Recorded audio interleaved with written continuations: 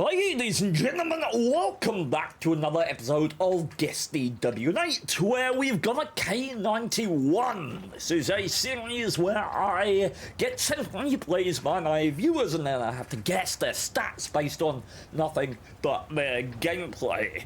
We have a bounty llama, vert stabs, and grousers, which doesn't make a lot of sense because this thing has a top speed of 55.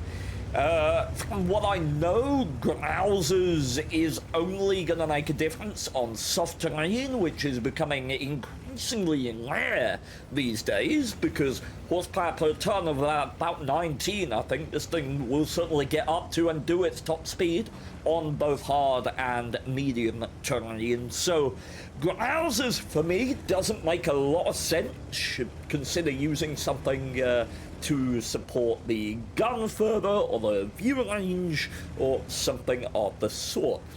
That said, the view range base is 410, which is very nice, but a lot of other medium tanks match and exceed that view range. That said, 3.5k base DPM is astounding, certainly the highest on any Russian tier 10 medium, working with 0.33 accuracy and a 1.2 second aim time as well, and I believe the APCR pen base 278? 276. I was close. Good blind work by the Batcher AP. Is he going to follow up? Maybe it was just a spotting check. Yes, he is. That is solid work. A good estimation by that guy. Love to see a bit of that. Okay, third shell misses. We do know that Batcher is likely to be reloading, although he might keep in the chamber. We shall see. TVP moving up, and we are in a very secure position here. We've got a multi-level engagement set up with a standard B, a Leopard, STRV as well, so we're really not threatened by anything that the enemy team can present here. Now, it's worth noting that we have 9 degrees of gun depression, basically all around the tank, except for directly over the front, where we only have 5. So if we end up in a situation where gun depression is needed, we'll have to see how this gentleman manages it, because it can tell us quite a bit about whether he's experienced in the tank or just a knowledgeable player overall. Now, at this point, passivity is always something that I'm quite judgmental of, despite the fact that I implement it in my own gameplay a load. It's far easier to backchat. Far easier to implement aggression in other people's hypotheticals than it is in your own gameplay. Now, this guy should go down, logically, if we can get a track to help out the team. That would be really nice. Should have incoming up far from the standard B out wide. And we're going to make this DPM sing, I do hope. Yes, indeed, we are. Batch out with a lot of ambition, but not an awful lot of sense, I would say.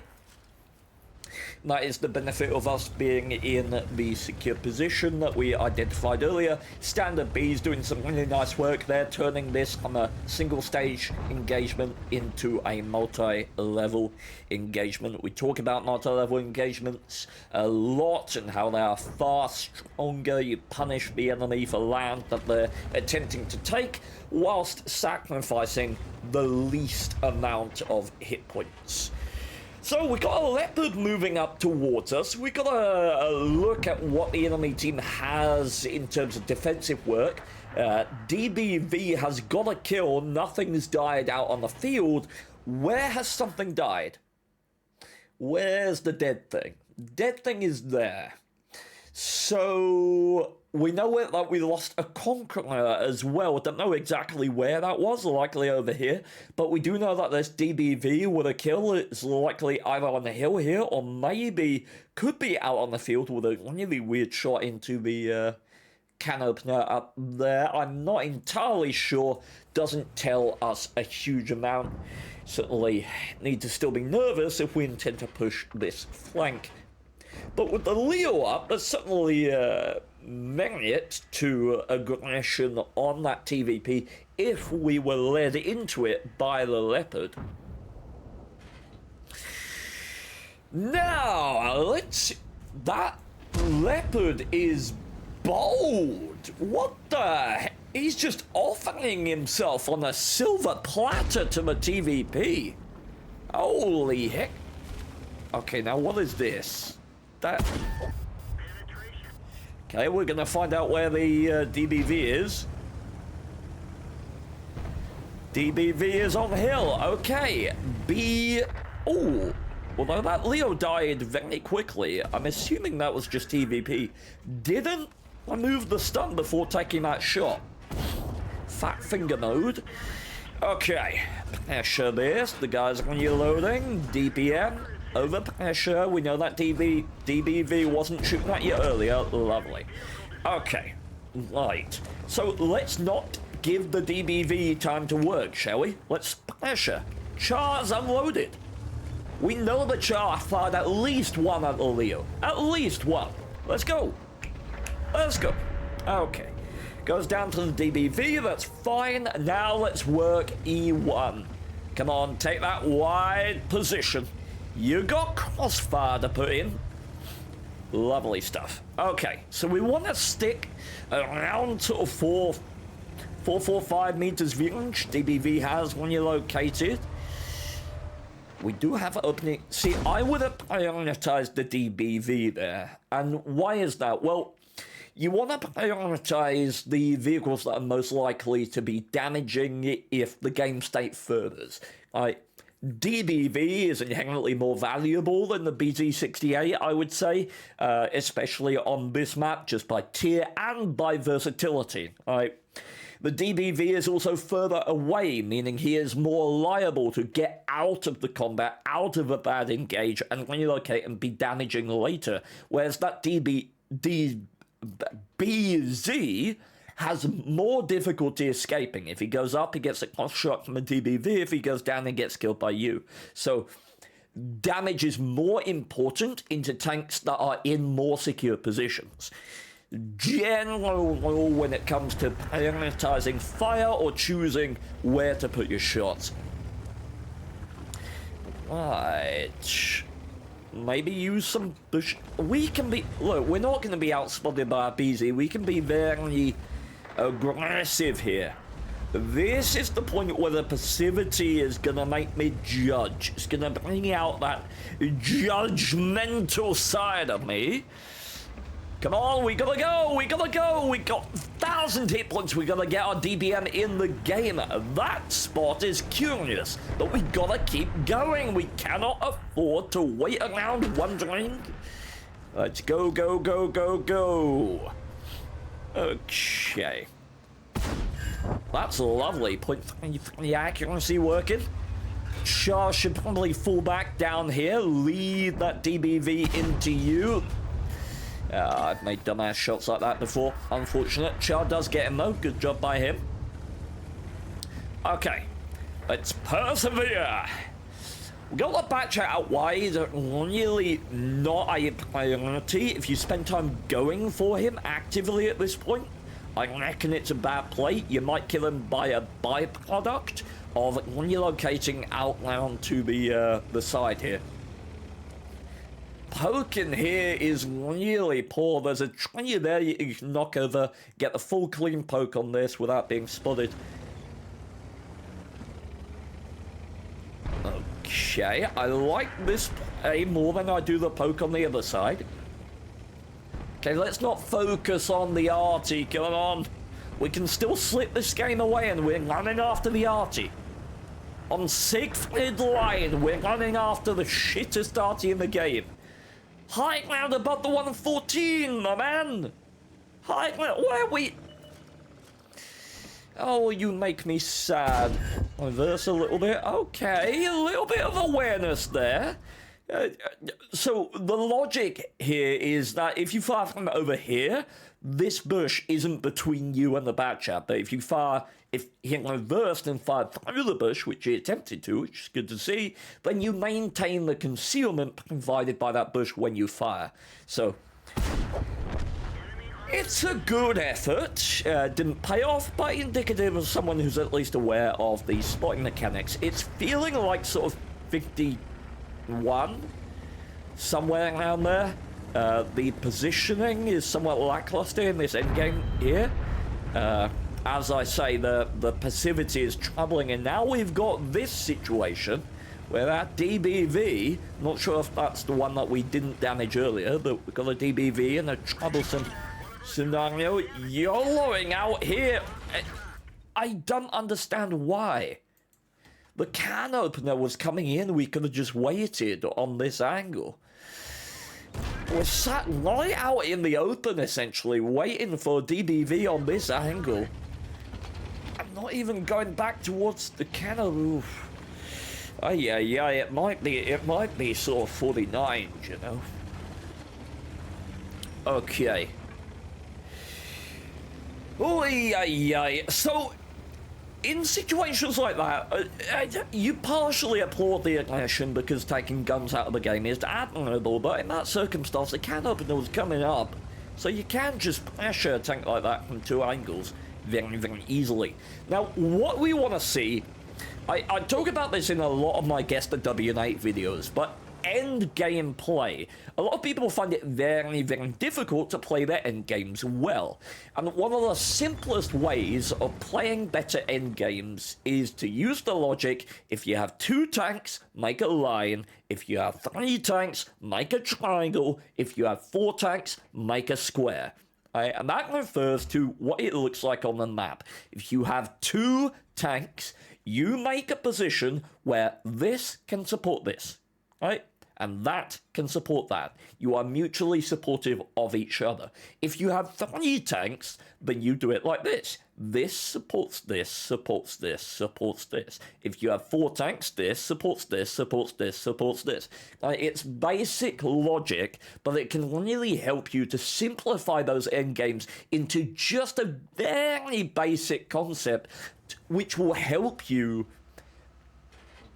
acquire good positioning in these difficult endgames where you're not entirely sure what's going on.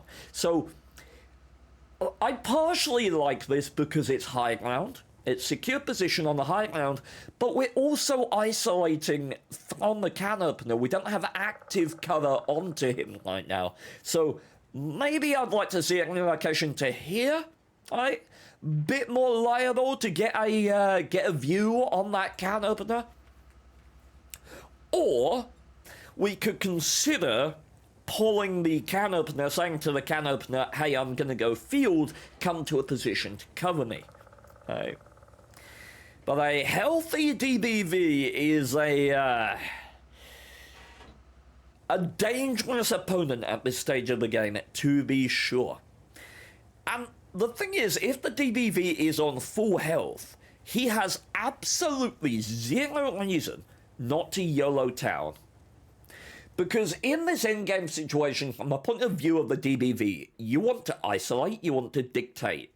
You don't want both of these jumping you at once, or you don't want them in an multi-level engage where they can both feed damage into you. You want isolated engagements. What's good for that? Corners. Right? Corners and aggression. So, if I was this DBV, in the town, securing a kill.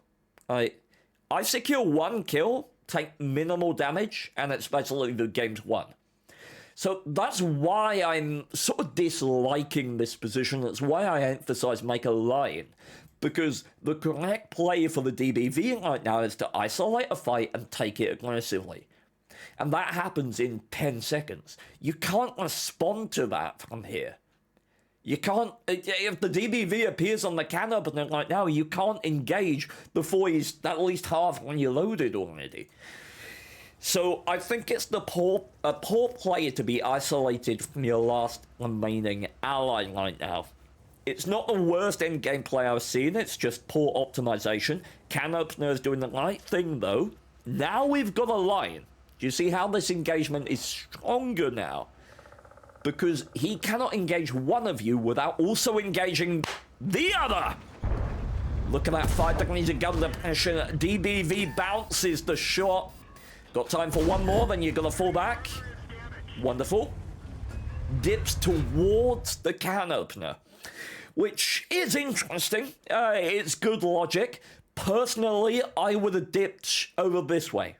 right? Because it establishes crossfire. We now have certainty over the engagement. When you're uncertain of where and when the engagement is coming, you want to prepare by doing that line between mutually supported positions. When you know where the enemy is, now you can work a bit of specific tactical engagement. So establishing that crossfire, if we dip down out here but keep our awareness up, if he comes for us, the can opener's got a side angle. If he comes for the can opener, we've got a rear angle. So that is certainly a strong play. I really like the maneuver by the can opener at the end there to put himself in a position where you could support him, and this DBV has just basically donkeyed this fight at the end. Let's not be too hasty. Wait for the can opener. If he takes a shot on the can opener, you have the clean kill. You have 2 shots at it. Very good patience. You don't want to poke that. Okay, let's relocate and group up with our can opener. Same reasoning before. Okay, that's exactly why. Because the DBV should now run. So, the play there, as I said, when you locate inside, be at the same angle with your can opener, because we were lacking certainty. The certainty over the engagement, over the position, was getting less and less and less. And as I talk about, when you are not certain, you want to establish those lines between these mutually supported positions. When you are certain of the engagement, then you can decide on establishing crossfire, establishing more nuanced positioning. Poor play there not to group back up with a can opener and be able to relieve pressure if he took the kill. Okay.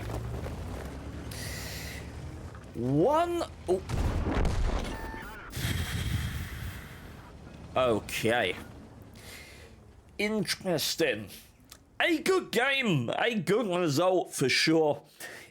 There's some lacking tactical precedent, aggression in the end game, chasing the arty instead of taking high ground position and pressuring the tanks that actually mattered. Priority fire onto the DBV would have been nice over the BZ in the sort of mid to late game. As I say, pressuring, taking the high ground, because the high ground stops the arty from getting out, even if you're not focusing him. We saw him fire 3 shells, so we knew he was reloading for 50-odd seconds. Really wasn't a priority in that time. You could have kept some of your tanks alive and made it an easier endgame. As well, in the actual endgame, not establishing mutually supported positions. We're lucky, frankly, that the DBV played it as poorly as he did, or just missed his shots. Tempted to blame RNG for that. But certainly you could have played it better from a positional standpoint, in that you want to be mutually supportive of your remaining allies.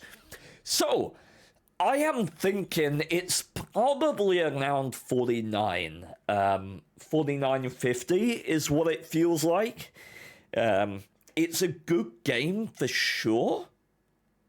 Although it could be a little higher. It could be like 51. Let's go with around 50, shall we? I will note down my exact estimate. Okay, so my estimate is 50.01. I do think it might be lower. 1,675 WN8. Let's see. Oh, okay. I was pretty close overall. Overshot the WN8. Cool. Oh, happy to get one. I feel like I've been losing all my attempts as of late. Well, ladies and gentlemen, thank you so much for watching. If you do want to get your replay seen and guaranteed to appear in an episode, then look in the description for details on how to do that. You can also find the next and previous episodes there as well. Thank you so much. Bye-bye. Humanity peaks at our community manager. He is mentally jacked and strengthening our backs just like the corner weight on the turret of the challenger. Cause if we find ourselves in a crappy mood, you will brighten our day just through your attitude. Steven and Peabody, badass crew. So please take the song as a token of my gratitude.